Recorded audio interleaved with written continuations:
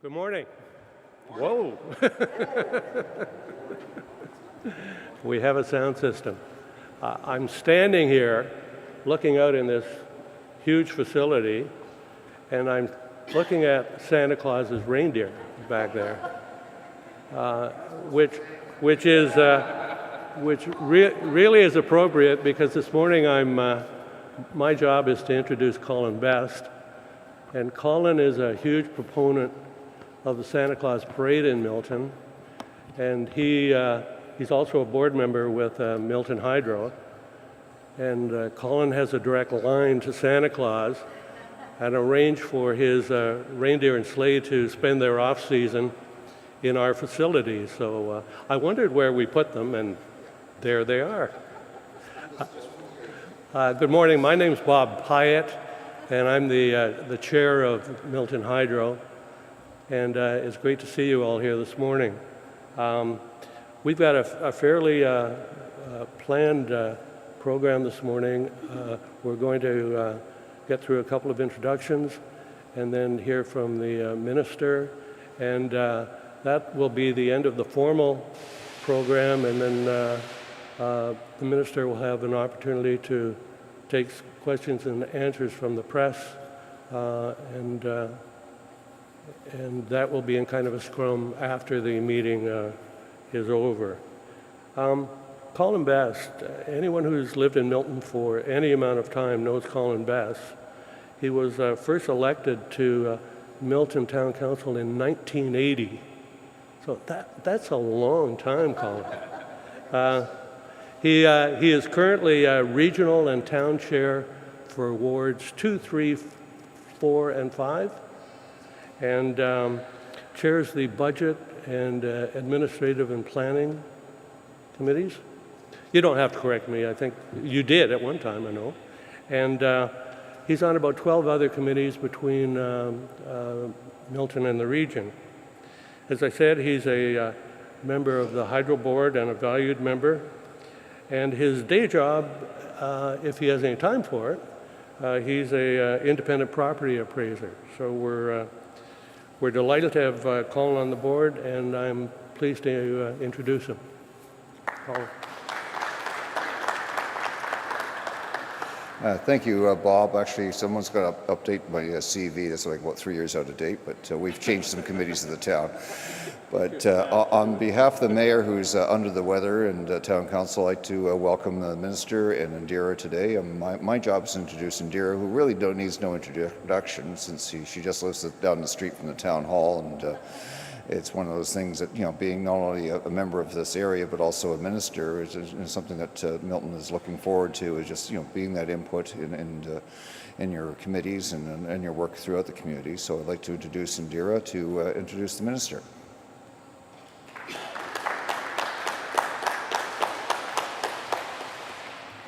Good morning, everyone. I apologize for being a little late, but I looked in the main lobby and I didn't see anybody, so I thought, nobody's here yet. We'll just wait in the car. But, little did we know everybody was back here. It was quite a little trip getting back here. I want to tell you how pleased I am to be here with you all this morning, and thank you, Bob, and thank you, of course, Colin. All of us know Colin very well. Most of us know him, though. I know you said the Christmas parade, but I know him because of the market, right? And because of all the things that he does for our community over the years. But I do want to recognize a couple of people. So certainly Councillor Rick Malbuth, and George Menakakis, who's an old friend and a really strong voice in our community, and of course Brian Penman, who we've all known for years because of all of his work in education, but also when it comes to our local hospital. So it gives me great pleasure to be here with you all with so many familiar faces. And it also gives me great pleasure to welcome my very good friend, Glenn Thibeault, the Minister of Energy and the MPP for Sudbury, to Milton. So welcome to Halton. Is this your first trip now, Glenn? Indeed. Yeah. I've been here many times, but first time. Here. there you go, first time here. I'm going to talk a little more about him later on, but I just want to tell you all it's a real pleasure working with Minister Thibeault. It really is, and he's really great to watch because he's very good at what he does and is a real addition to our caucus, and it's been a pleasure working with him. You know, Milton is a diverse community and region. And when I say that, I'm really talking about a couple of things. We have a lot of young families who've just bought their first homes here, as you all know, seniors who've been living here for years, and farmers who have really been working the land for generations. And we also have businesses, small and large, who have been working hard to create a strong local economy for all of us. And all of them will see their hydro bills significantly reduced starting on July 1st. And that's essentially why we're here today, because I know there was an announcement last week about the Ontario Energy Board decreasing prices, and that was very welcome news here because affordable access to electricity is important for many Halton residents. And so it's going to be important for us today to hear more about what Minister Thibeault is doing and what the government is doing. I just want to let you all know that our community has been concerned about this issue for a while and the challenges that we are facing, and so are eager to hear about what this all means and how it translates to our local community, to residents, and to businesses. And I think it's important that we actually have the minister here to explain what is going to be going on. So, you know, I'm not going to spend too much time other than to say what the minister has been able to do is really historic. He's bringing in a historic reduction and decrease in our rates. He's doing it in a very quick way. I can tell you that there has been a lot of work put into this. It has really, I think it's fair to say, consumed him. And those of us who know the minister well have watched from the sidelines and in a very supportive way, because he is our colleague and really spent the time to get to know what was of concern to residents in our province, listen to what everybody was having to say. And I can assure you that some of those conversations weren't easy conversations, right? They're difficult conversations, they're challenging. You wind up in a new portfolio and you're asked to really get out there and work out a solution that works for everyone. And he did it. He really did. And he did it with grace, with kindness, and really with a work ethic that was something that stood out for all of us. And it was a challenging thing to do, and I am so proud that Minister Thibeault is here with us today to tell you all about what he's been doing, what he's been working on, and to tell you all about how he got here and why he thinks it's important. And so I really want you all to give him a warm welcome, because this is absolutely a man who is a true measure, I think, of what a strong politician should be, and someone who really works very hard on behalf of the people of Ontario. And it really is a pleasure to work with him. So please help me give a warm welcome to the MPP of Sudbury and the Minister of Energy, Glenn Thibeault.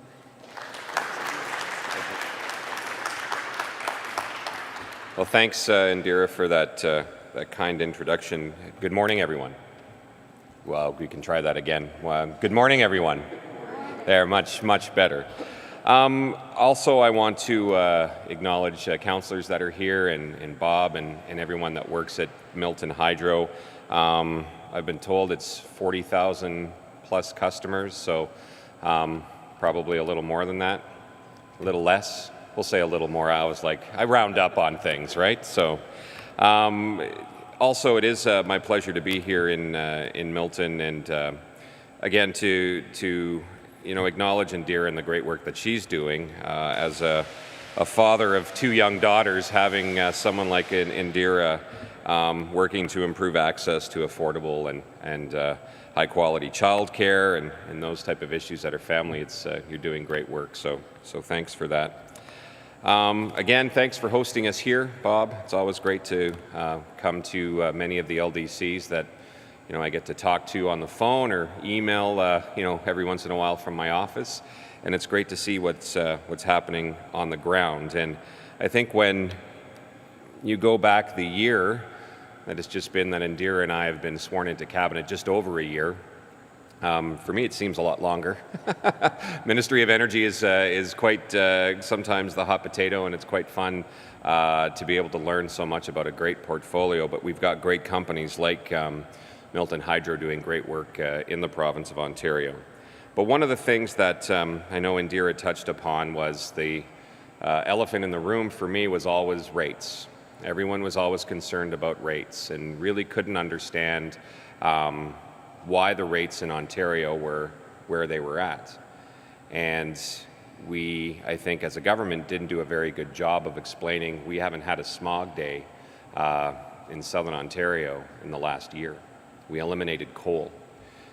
We reinvested in a system, and you would all know that, right, with the work that you do here. But many people didn't understand that, and so we had to find a way to make things more affordable for the people of Ontario. And so this past spring, our government introduced Ontario's Fair Hydro Plan. And that was a response to those families and businesses that Indira and I, and I'm sure many of you, were hearing from that told us that they needed relief on their electricity bills. And so we listened.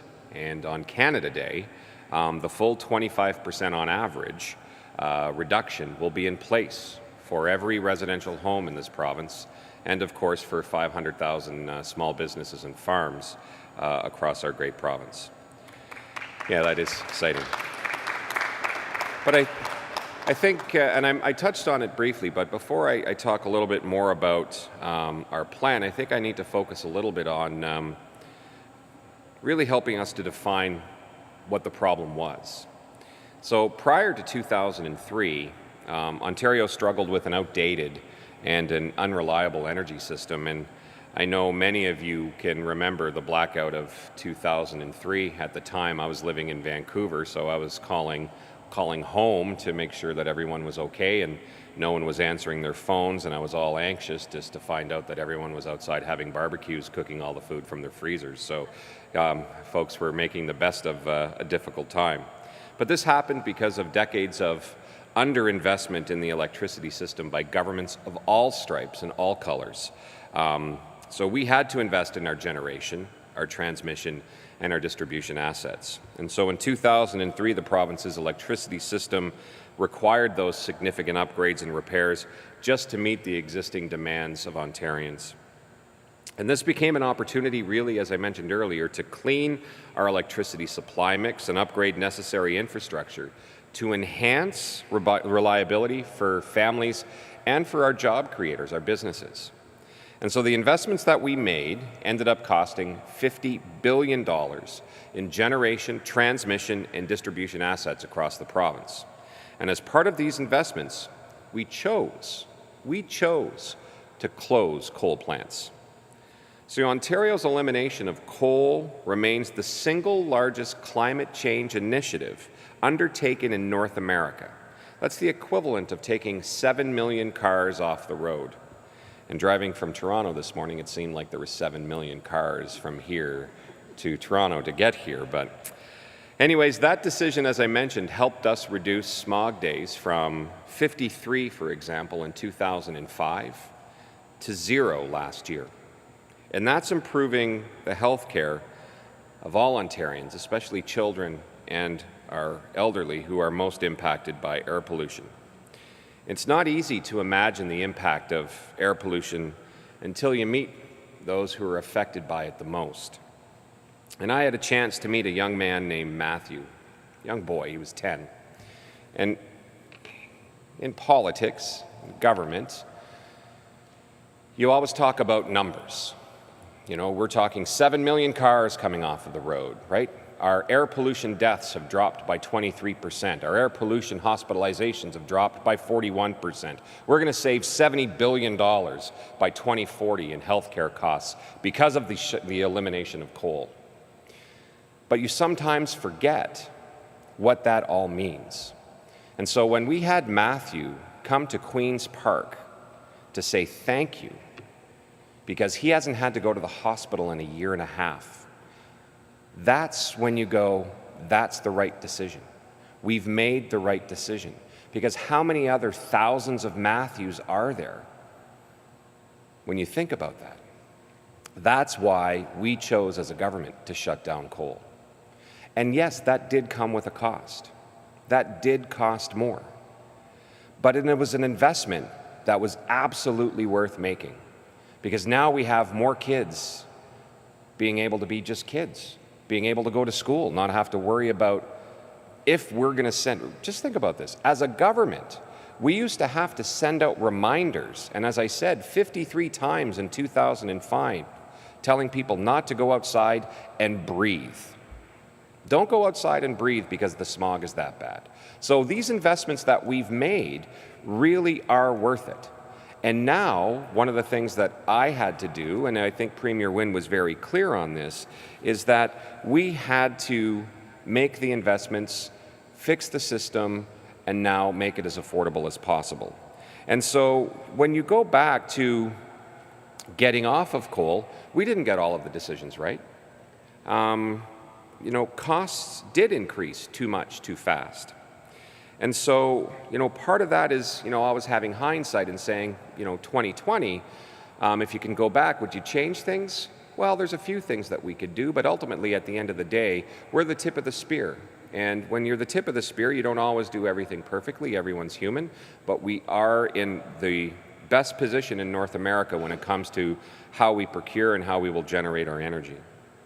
So back in March, after months of consultations and myself and the Premier and many of my colleagues coming to me saying, this is what I heard at my chamber meeting, this is what I heard at my local town hall, we launched the Fair Hydro Plan. And so this is going to lower electricity bills by 25% on average for all residential consumers, and is about, as I mentioned earlier, about 500,000 small businesses and farms right across the province. Another thing that's important to mention is that any rate increase will be held to the rate of inflation for 4 years to help manage affordability in the medium term.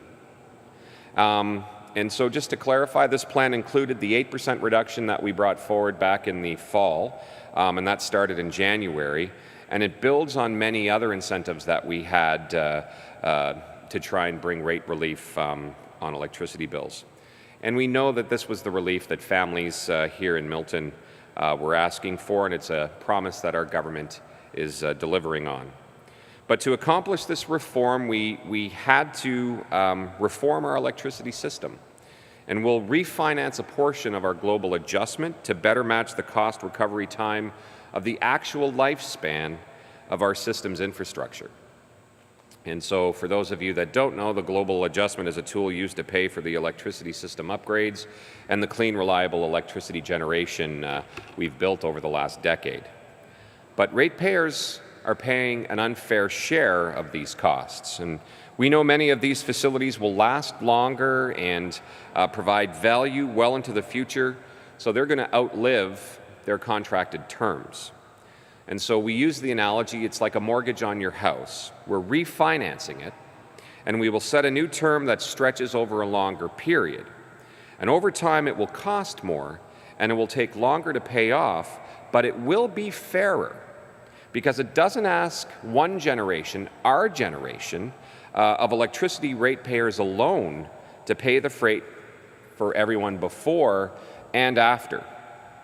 The investments in our electricity infrastructure will be shared more evenly and more appropriately.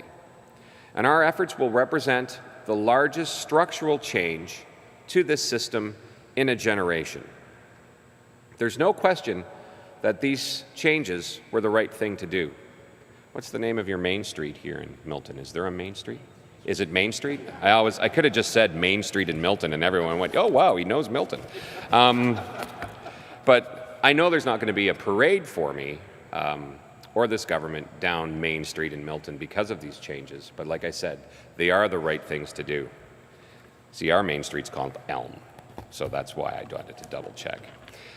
But bringing down rates for families by 25% on average, and as many as a million small farms and businesses, is something I know I'm very proud of, because it was a lot of work. I had lots of long hair and no gray in December. But you know, we are taking this approach because it is something that our government believes in. And we will continue to work with great LDCs like Milton Hydro. And we'll continue to look at other ways of pulling costs out of the system to help ratepayers, to help businesses, to help families. And we'll continue to rely on great organizations like yours here. And so once again, I just want to say thank you for hosting me here today. Thank you for letting us come into your fantastic facility. And it's always great for me to be able to learn a little bit more about each LDC that I need to work with. And with that, I look forward to my rest of my day here in Milton with an event at the Chamber and a couple of the businesses here in the community. So it's a wonderful day in Milton. The weather is, I brought the Sudbury sun down for you. So anyways, thanks everyone, and have yourself a great day.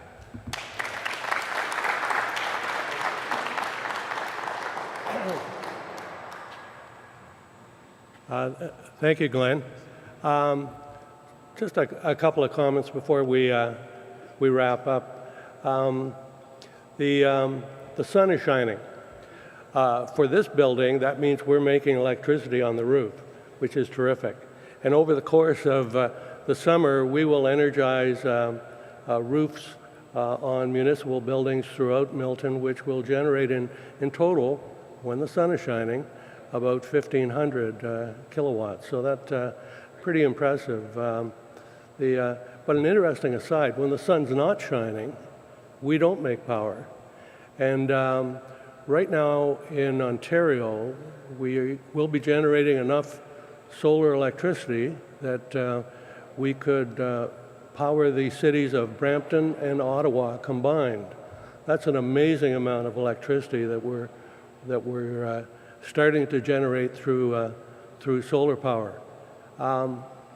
In August, there's an eclipse of the sun. And so for a period of hours as the eclipse moves across Ontario, there'll be no generation. The IESO is already working on how we're going to replace that power for the period of time that the eclipse is happening. So it's now when we're totally reliant on solar power, it's going to be an interesting struggle. But right now we've got enough generation capacity to replace it as it happens. So pretty impressive when you think of where we were 10 years ago and where we are today. And that's through the FIT program. Anyway, I'm pleased that so many of our staff are here. We're going to break now, and if there is press here, the minister will be available to answer your questions. So thank you all for coming, and happy birthday, Canada. Thank you.